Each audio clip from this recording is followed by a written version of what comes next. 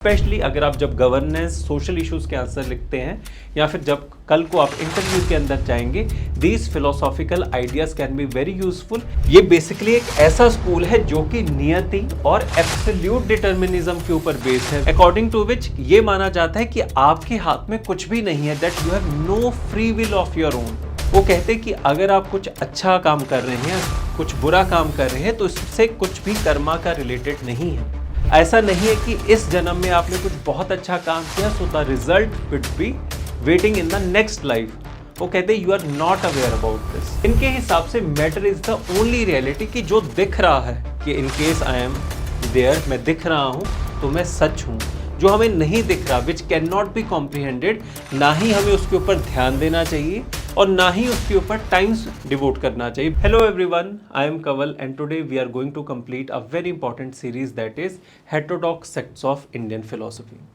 At first, when I say that we are going to cover heterodox sects of Indian philosophy, so a student at first must be clear with this idea कि जो Indian philosophy है तो वो कहाँ से, किस time period से शुरू होगी। So this Indian philosophy starts near around Vedic time period of 1500 BC. And when we say Indian philosophy और वैदिक टाइम पीरियड, तो वैदिक टाइम पीरियड के अंदर जिस तरह की वैदिक सोसाइटी की फॉर्मेशन हुई, which was based upon the principles, upon the understanding of वैदिक नॉलेज, तो वो एक वैदिक सोसाइटी की फॉर्मेशन हुई।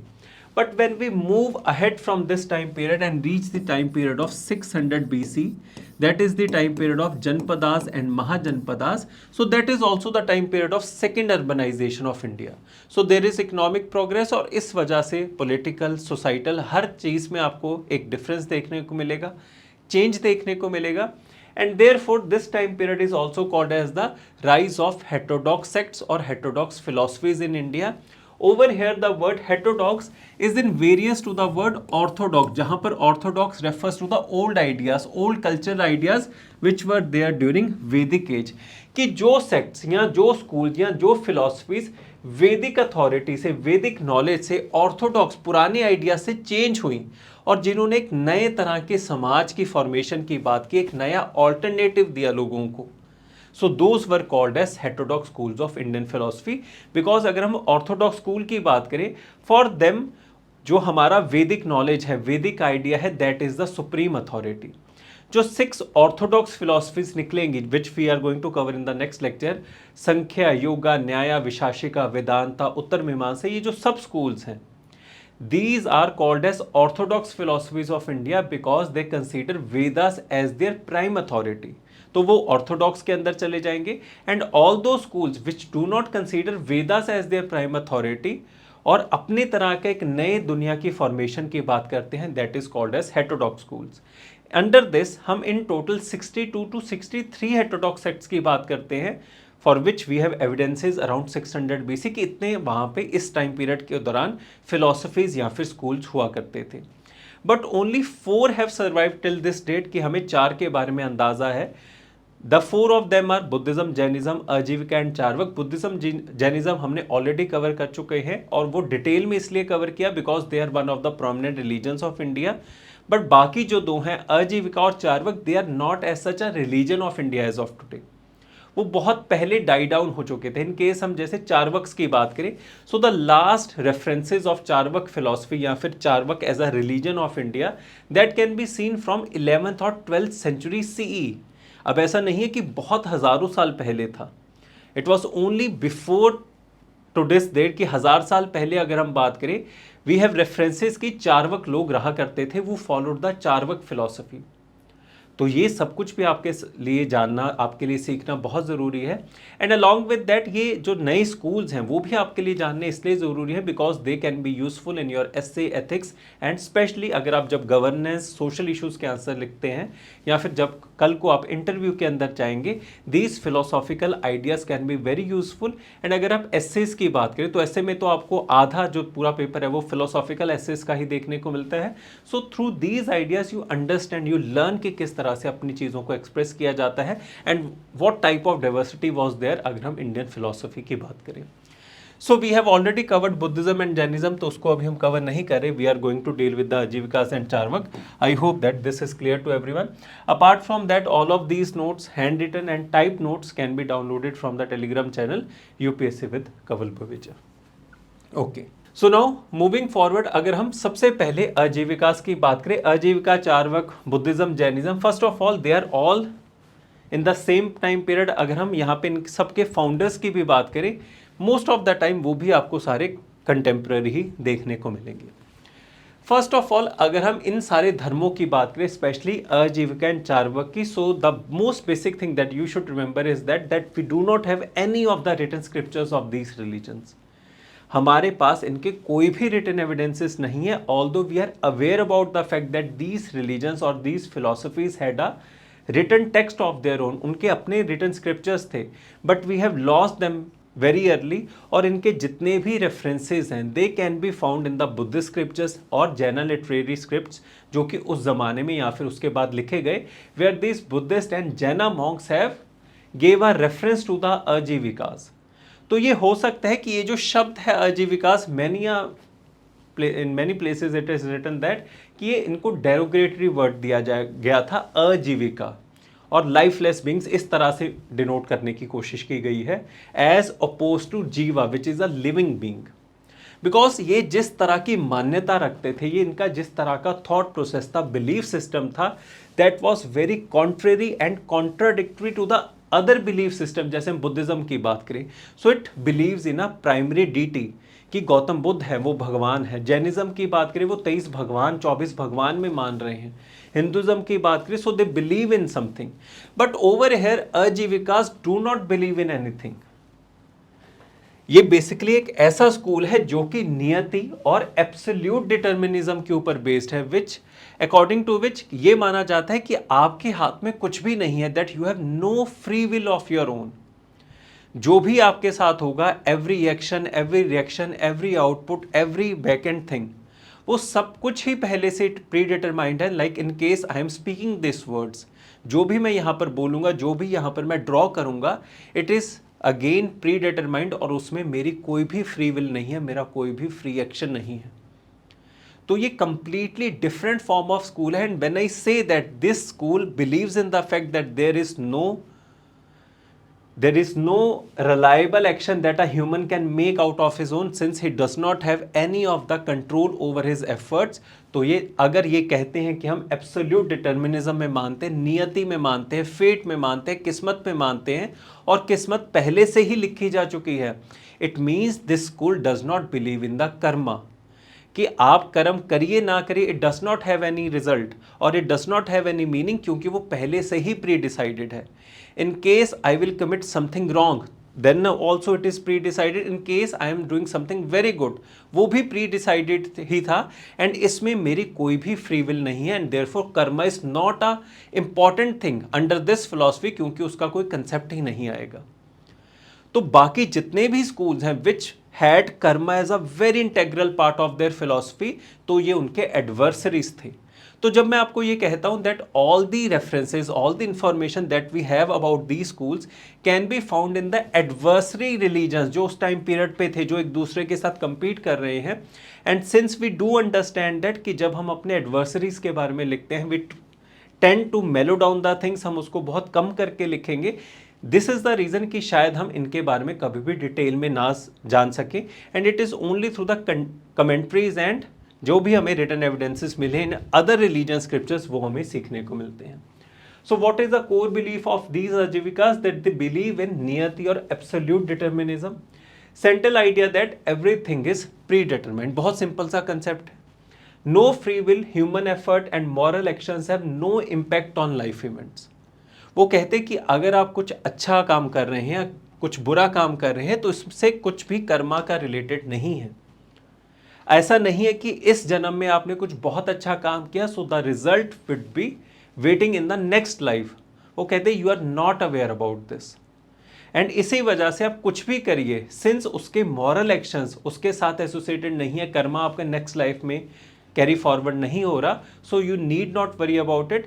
The only thing that they are sure about is that कि जो भी आप एक्शन लेंगे, शायद उसका कुछ इमीडिएट रिजल्ट हो सकता है, but they were sure in the fact that कि इसका कोई आफ्टर लाइफ रिजल्ट नहीं हो सकता. So they rejected the doctrine of karma as a fallacy and now it becomes a logical thing कि वो ऐसे क्यों बात कर रहे हैं. And then they also gave the theory of atoms. In order to explain the idea कि किस तरह से चीज़ें रिएक्ट करती हैं, किस तरह से चीज़ें बनी हुई हैं, why do different humans behaves in a different manner, उनके जो एक्शंस हैं, रिएक्शंस हैं, वो किस तरह से डिफरेंट होते हैं in case they do not have a free will. तो उसको वो इस तरह से एक्सप्लेन करेंगे that everything that is out there in this universe is composed of atoms.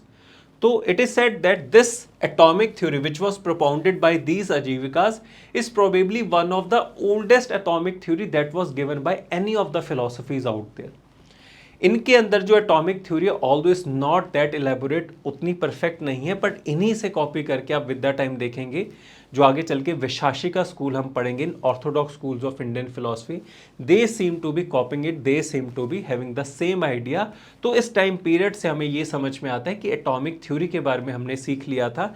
And Ajivikas was one of that schools जिसने हमें ये एटॉमिक थ्योरी के बारे में समझाया कि मान लीजिए I have a certain type of behaviour, I have a certain type of temperament, जो भी मेरा नेचर होगा it is on the basis कि मेरी बॉडी जिन एटम्स के साथ बनी है उन एटम्स का किस तरह का परम्यूटेशन कॉम्बिनेशन है, in which arrangement it has been placed, वही डिटरमाइन करेगा कि मेरा बिहेवियर और मेरा नेचर किस तरह का होगा. Different people have different behaviour. तो ये कहते हैं कि आपका जो भी नेचर है, आपका जो भी बिहेवियर है, it is on the basis कि आपके एटम्स, आपके अणु, आपके परमाणु किस तरह से अरेंज्ड हैं. और ये जो अरेंजमेंट है it is on the basis of cosmic order जिसने ये पूरी दुनिया बनाई है. Over here please understand this fact कि जब मैं ये कहता हूँ कॉस्मिक ऑर्डर, कॉस्मिक प्रिंसिपल्स की जो ये पूरी दुनिया बनी हुई है, under this we are not giving the credit of the creation of this universe to a single creator और अ डीटी. हम भगवान की बात नहीं कर रहे, हम कॉस्मिक प्रिंसिपल्स की बात कर रहे हैं, कॉस्मिक फोर्सेस की बात कर रहे हैं, ये जो सब कुछ बना हुआ है और जिस तरह से ये चलता है. व्हेन वी से दैट इसका क्रेडिट किसी एक क्रिएटर को नहीं दिया गया, बट कि ये जबकि ये सेल्फ सस्टेनिंग एक माहौल है, सेल्फ सस्टेनिंग एनवायरनमेंट है, तो वहाँ पर हम गॉड की ज़रूरत को महसूस नहीं करते. स्टेटमेंट और this idea may be confusing for most of the students. क्यों? क्योंकि हमारा जो परसेप्शन है दुनिया को लेके that is ascribe to a single deity और टू अ पर्टिकुलर गॉड. अब जितने भी अब्राहमिक रिलीजन्स देख लेंगे तो उसमें अल्टीमेटली किसी ना किसी गॉड को, डीटी को रेफ़र किया जाता है कि इससे शुरुआत हुई है और या ये मैसेंजर है भगवान का. बट अजीविका चार्वक ऐसे स्कूल्स हैं जो कि गॉड के बारे में बात नहीं करते, वो कॉस्मिक ऑर्डर, कॉस्मिक प्रिंसिपल्स के बारे में ज़रूर बात करते हैं, बट भगवान का कंसेप्ट या तो एब्सेंट है या फिर नेगेटेड है, और it is not as such required कि इसकी ज़रूरत है दुनिया के होने के लिए. जब हम संख्या स्कूल की बात करेंगे they will also prescribe to something same idea. But again बहुत ज़्यादा डिटेल में आपको जाने की ज़रूरत नहीं है, ना ही शायद इनमें से अजीविकास और चार्वक्स में से आपको कभी क्वेश्चन पूछा जाए. बट इन केस अगर आप इसके बारे में सीखेंगे, जान लेंगे, this may be useful in other mains related subjects. Mains की जो एग्जामिनेशन है तो वहाँ पर ये ज़रूर फ़ायदा हो सकता है. और एल्स अगर आप ये बेसिक से चीज़ें याद रख लेंगे और कल को अगर प्रीलिम्स में भी क्वेश्चन आए then it will become a very easy thing. So theory of atoms was propounded by these Ajivikas. Everything is made up of atoms. Qualities arise from the aggregation of atoms, ground and governed by cosmic laws. तो ये आपने idea ज़रूर ध्यान में रखना है. God के concept की जगह यहाँ पर कॉस्मिक फोर्सेस का कंसेप्ट है. देन बिलीफ इन आत्मा और soul. Although this Ajivika religion or sect does not believe in the idea of God or the concept of God, but they do believe in the concept of soul कि दुनिया की हर जो चीज़ है that has a soul within itself. और यहाँ पे भी जो soul है वो किसको ascribe की गई है? भगवान को नहीं, कॉस्मिक प्रिंसिपल्स को, कॉस्मिक फोर्सेस को, कि वही हर चीज़ में सोल ऐड इन करेंगे. तो ये एक चीज़ आपको ध्यान में रखनी है. Believed in the concept of soul for all beings and no independent literature exist, वो हम याद कर चुके हैं. एंड सिंस अजीविका मानता किस चीज़ में है?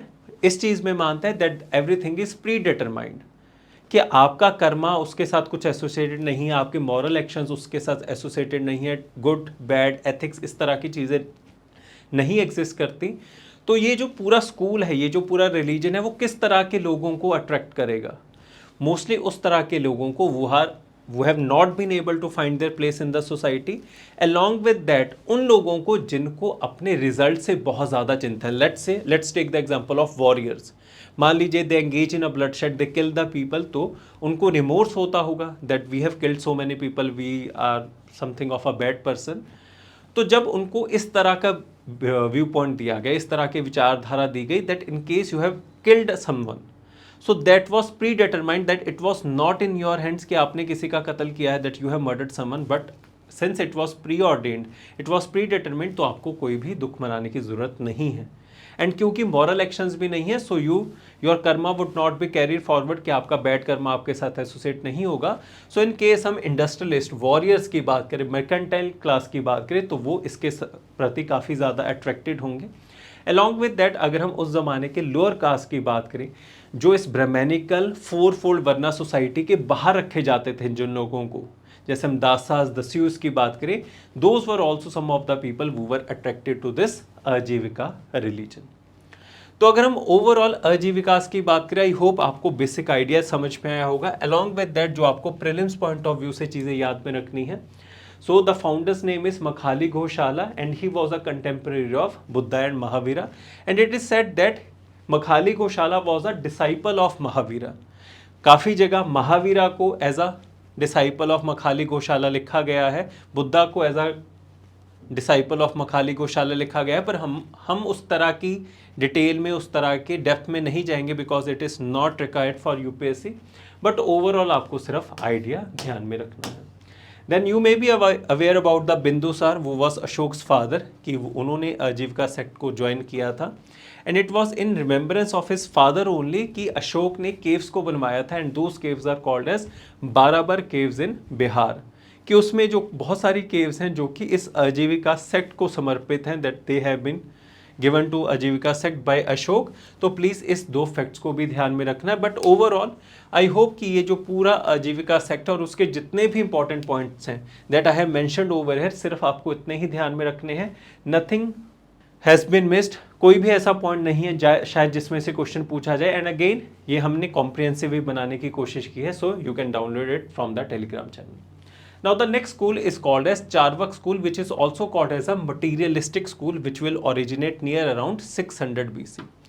Now it is not that कि ये पहला materialistic school हमें देखने को मिलता है. मैंने इसे materialistic school, it means that the humans who were following this philosophy were only engaged or were only conscious of the fact कि हम अपने आप को individual pleasure सबसे ज़्यादा कैसे दें, कि अपना फ़ायदा कैसे हो जाए और चीज़ें कैसे हम एक्वायर कर लें. So basically it was a materialistic school. And बहुत इनकी एक फेमस लाइन है which you may have also heard. So that line is like this: live happily as long as you live, even if you have to borrow money to enjoy ghee. कि अगर आपको उधार लेके घी खाना पड़े then also it is rightful, then also it is okay. पर क्योंकि आपकी जो बॉडी है, आपका जो जीवन है, वो एक बार ही आएगा. So it is your prime responsibility कि आप हमेशा खुश रहिए. In case this body is your tool और this body is your a sort of transporting vehicle जो आपको अपने एंड तक लेके जाएगी. So it is your prime responsibility कि आप इसको परफेक्ट शेप में रखें और इसमें कुछ ऐसा मत डालें जो कि शायद आपकी बॉडी के लिए या फिर आपकी हेल्थ के लिए ख़राब हो.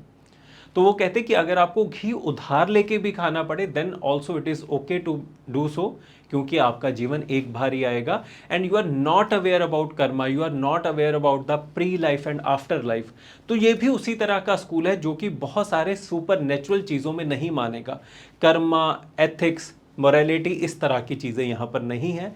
The focus is on individual pleasures, कि आप किस तरह से ज़्यादा सुख को अडॉप्ट कर सकते हैं, उसको मान सकते हैं. और आजीविका ये भी कहते हैं दैट विद ईच सुख इट देयर एग्जिस्ट अ दुख, कि हर सुख के लिए दुख एग्जिस्ट करता है. And it is the prime responsibility of a human being कि वो इन दुखों को दूर करता जाए, इनसे बचता रहे और इन सुखों को एक्सेप्ट करता रहे. तो बहुत डिफरेंट स्कूल है as compare to Jainism and Buddhism, जहाँ पे कम्प्लीटली डिफरेंट आइडियाज़ की बात होती है. जैनिज़्म कम्प्लीटली ये बात करता है कि आपको अपने पेंस को प्रैक्टिस करना पड़ेगा, ऑस्टेरिटीज़ को प्रैक्टिस करना पड़ेगा इन ऑर्डर टू अचीव निर्वाणा. पर यहाँ पर इस तरह की कोई भी बात नहीं है. बट क्या हम इस तरह की चीज़ों को अपने आइडियाज़ के अंदर, फंडामेंटल व्यू पॉइंट्स के अंदर हमारे जो भी पर्सपेक्टिव है दुनिया को लेके, क्या उनमें हम अपने आप की इस तरह की पर्सनैलिटीज देखते हैं? Exactly yes. And this is how cultures are formed. Culture कोई बहुत रिस्ट्रिक्टेड चीज़ नहीं है जो कि सिर्फ किसी पर्टिकुलर रिलीजन, ज्योग्राफी, पॉलिटी या इकोनॉमिक सिस्टम से अफेक्ट होगा। जो कल्चर है वो हमेशा ज्योग्राफी बेस्ड होगा और ज्योग्राफी के हिसाब से कल्चर बनता है। अगर इंडिया के अंदर किसी टाइम पीरियड पे आजीविकास या फिर चारवाक आए थे, ऑल्दो उनका जो धर्म है वो आज के टाइम में अगर एग्जिस्ट ना भी करता हो, देन ऑल्सो वो उनके जो व्यू पॉइंट्स हैं वो हमारे कल्चर का पार्ट बन जाएंगे and then culture is adopted by human beings. इसी वजह से आप हम सब इस तरह की बातों को करते हैं, इस तरह की बातें हमें समझ में आती हैं। सो चारवक्स की बात करें, the founder is Brihaspati and the name of the scripture is Brihaspati सूत्र। एंड जैसे हम आजीविकास की बात करते हैं तो इनका भी जो स्क्रिप्चर है it has been lost back then, and इनके भी जो रेफरेंसेज हैं that can be found in the Buddhist and Jain scriptures. तो वो एक चीज़ आप ध्यान में रखेंगे। It is also known as Lokayata school. ये एक point is something that you can get confuse with. Materialistic school not only rejected the authority of the Vedas and therefore heterodox school, they also negated the existence of God कि भगवान का नहीं पता, after life, कर्म and मोक्ष। तो आजीविका and Charvaka same तरह के स्कूल हैं पर व्यू पॉइंट डिफरेंट है दुनिया को लेके। आजीविका प्री डिटर्मिनिज्म, नियति, और जो चारवाक है वो मटीरियलिज्म के ऊपर आधारित है। इनके हिसाब से matter is the only reality कि जो दिख रहा है कि in case I am there, मैं दिख रहा हूँ तो मैं सच हूँ। जो हमें नहीं दिख रहा, which can not B comprehended, ना ही हमें उसके ऊपर ध्यान देना चाहिए और ना ही उसके ऊपर टाइम्स डिवोट करना चाहिए, because according to them matter is the only reality and therefore उनके हिसाब से जो वैलिड मीन्स ऑफ नॉलेज है वो सिर्फ एक है एंड दैट इज परसेप्शन, प्रत्यक्ष, कि जो आप देख सकते हैं वही सच है, जो आपने नहीं देखा वो सच नहीं है। एंड अकॉर्डिंग टू देम, जैसे हम बाकी स्कूल्स के अंदर इन्फ्रेंस को भी यूज़ करते हैं as a source of knowledge, तो ये कहते हैं कि अगर हमें पहले कुछ पता है उसको हमने यूज़ करके एक नए आइडिया को, एक नए नॉलेज को डराइव किया, तो वो कहते हैं that inference can never be use as a source of knowledge, क्योंकि हमेशा ही उसमें डाउट रहेगा, हमेशा उसमें लिमिटेशंस हैं, because that is a conditional knowledge, कि हमें क्योंकि कंप्लीट नॉलेज नहीं पता होती, therefore inference can not be use, but not need to go into so much of detail. आप सिर्फ इतना याद रख लीजिए कि इनके हिसाब से जो ये देखेंगे, क्योंकि मटीरियलिस्टिक स्कूल है तो जो देखेंगे उसी में मानेंगे, तो इस तरह का इनका व्यू पॉइंट था। अगेन डिस्क्लेमर, ये जो दोनों स्कूल्स हैं this may not be asked in the examination, पर समझने इसलिए ज़रूरी है बिकॉज ये आपके फिलोसॉफिकल होराइजन को ब्रॉडन कर देगा and then it will help you to write the philosophical essays, क्योंकि अगर अफसर बनना है तो आपको ये सब कुछ करना पड़ेगा। तो हमेशा जब आप चीज़ों को पढ़ते हैं तो उसमें कुछ टॉपिक्स ऐसे होंगे from where you can gain the marks, कि सीधा वो कोई टॉपिक्स पूछे जाएंगे Buddhism and Jainism, and then there are some of the topic जिससे आपको बाकी सब्जेक्ट्स में फ़ायदा होगा, इंटरव्यू में ऐसे में फ़ायदा होगा, वो इस तरह के टॉपिक्स होते हैं। तो इन चीज़ों को भी ध्यान में रखिएगा। तो इनके हिसाब से ये कहते हैं that matter is the only reality, कि अगर मेरी बॉडी है तो matter is the only reality, और मेरी जो कॉन्शियसनेस है कि जिसके थ्रू मैं इतना आगे आया हूँ, ये जो कॉन्शियसनेस है it is a by product, it is a property of the matter only, कि जो एटम्स हैं कि जिनसे मैं बना हूँ, जो मेरी कॉन्शियसनेस है जो इंसान को अलग करती है बाकी एनिमल से, कि ये कॉन्शियसनेस इसी मैटर की प्रॉपर्टी है, उसी की एक कैरेक्टरिस्टिक है। तो उस तरह से इन्होंने चीज़ों को समझाया है। ओनली डायरेक्ट परसेप्शन और प्रत्यक्ष is considered as a valid source of knowledge. Then they denied the karma, before, afterlife, heaven, hell, God, basically denied every supernatural phenomena, that is something we understood, advocated a life based upon skepticism and rational thinking. Popular belief, एक और belief है कि जो Charvaka philosophy है that is a part of Hinduism only, काफ़ी जगह के ऊपर mentioned है, तो उस वजह से मैंने इसको समझा कि आपको ये आइडिया क्लियर होना चाहिए। सो आई होप कि अगर हम आजीविकास की बात करें, चारवाक्स की बात करें, आपको लार्जर लेवल के ऊपर ये स्कूल्स समझ में आए होंगे, और जो हमारे व्यू पॉइंट्स हैं, हमारा जो मानना है ऐसी चीज़ों को लेके, या फिर हम इस तरह के व्यू पॉइंट्स को जब यूज़ करते हैं in order to describe the phenomenons of the world, तो शायद आपको क्लैरिटी मिली होगी कि हमारे इंडियन फिलॉसफी के अंदर इस तरह के व्यू पॉइंट्स कैसे आए। Now in the next lecture we are going to cover the 6 orthodox schools of Indian philosophy, Sankhya, Nyaya, Vaisheshika, Yoga, ये जो 6 सब schools हैं, and that is on the basis they are based upon the Vedic authority, Vedic knowledge, तो हम उनको cover कर लेंगे. And afterwards हमारा जो पूरा topic है Indian philosophies orthodox and heterodox वो cover हो जाएंगी. Today we have covered the heterodox schools of Indian philosophy, under which the most important topics were Buddhism and Jainism. उसकी पहले से ही videos हैं. The notes are there on the Telegram channel. And आपका और भी कोई topics हो which I can cover for you, especially from the culture part, उसको आप comment section में लिख सकते हैं. And I hope अब आपको इन सारी philosophies को आपने समझ ली होंगी, आपका क्लैरिटी होगी और आप अब से बेहतर स्कोर करेंगे इन सारे टॉपिक्स के अंदर. So this was all for today. Thank you so very much.